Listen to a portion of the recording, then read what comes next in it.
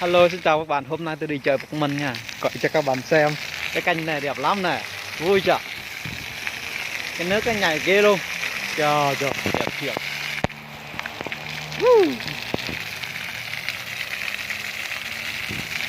Các bạn thấy cái nước màu như này chưa?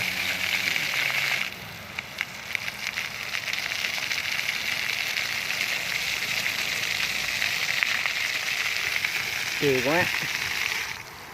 Ui da, phun kiểu đó luôn. Trời, kỳ quá. Đẹp quá. Ôi cha trời.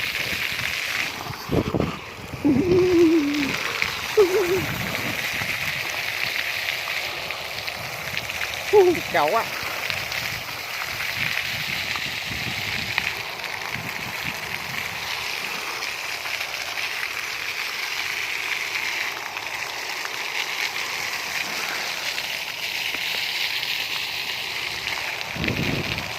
Đủ tràn quá, đi chơi một mình không có người được trời đủ tràn thiệt.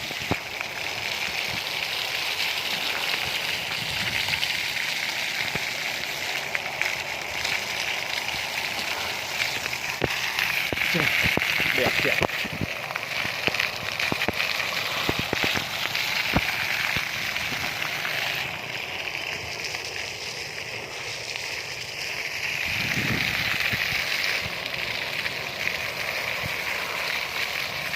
Trời, đẹp quá nha.